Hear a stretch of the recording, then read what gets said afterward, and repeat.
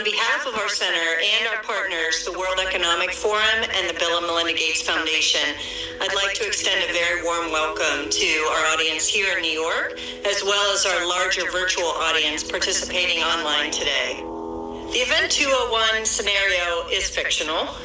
Today's scenario is going to simulate meetings of a multi-stakeholder group called the Pandemic Emergency Board. We're at the start of what's looking like it will be a severe pandemic, and there are problems emerging that can only be solved by global business and governments working together. There's been some conspiracy theories that are around about the potential that pharmaceutical companies or the UN have released this for their own benefit. And maybe this is a time for us to showcase some cases where we are able to bring forward some bad actors and leave it before the courts to decide whether they have actually spread some fake news.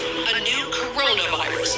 Infected people got a respiratory illness with symptoms ranging from mild flu-like signs to severe pneumonia. In related news, a significant demand for personal protective equipment like N95 masks and gloves are on the rise. Patients are overwhelming healthcare facilities. People are avoiding public spaces out of fear of infection and in compliance with public health recommendations. Our U.S. affiliate has just released polling results on public expectations for a vaccine, and 65% of those polled are eager to take the vaccine, even if it's experimental. I'm not optimistic about having a vaccine in time to be relevant during this pandemic. With enough money and political will, anything is possible. Penalties have been put in place for spreading harmful falsehoods, including arrests. If the solution means controlling and reducing access to information, I think it's the right choice. What exactly are the risks and benefits of staying home from work? Absolutely, we need to save lives, but we literally cannot afford a heavy-handed response that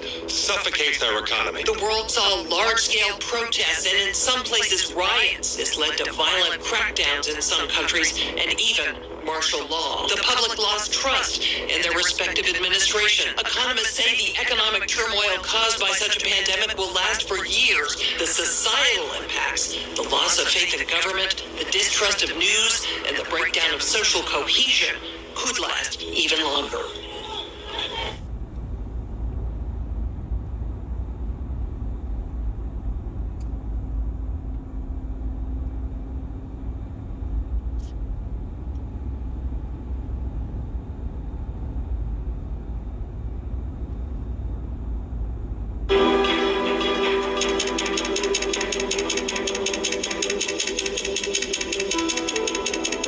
In two Latin American countries alerted the WHO of several outbreaks of a new infectious disease that's mysteriously appearing across the region. Severe epidemic enterovirus respiratory syndrome 2025. Over the past 6 weeks alone, there have been 500 confirmed or suspected cases reported.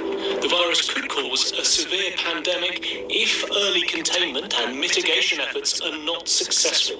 The pandemic in this type of situation and trend would be a risk for the global health security. Pandemics are inherently political, financial, and so much broader. We have not spoken on the leadership in the country, and I think that we need to be also very careful. We cannot decide a lot of things without the leaders being involved and agree on that. There is no substitute for national leadership. It's important to support the local response or the national response. Training those that are in these areas first, enabling them with the tools, protecting them, and if needs be, regional solidarity first. At this stage, communication is key, and communication should include not just scientists with data, but also social, religious, and political leaders. Trust. This is an essential issue, and trust was broken among countries, between populations and healthcare systems, between healthcare systems and governments. I'm very sorry to say that in 2025, we need to strengthen the health system. WHO needs to be a voice for the voiceless. No one is safe until all of us are safe. As of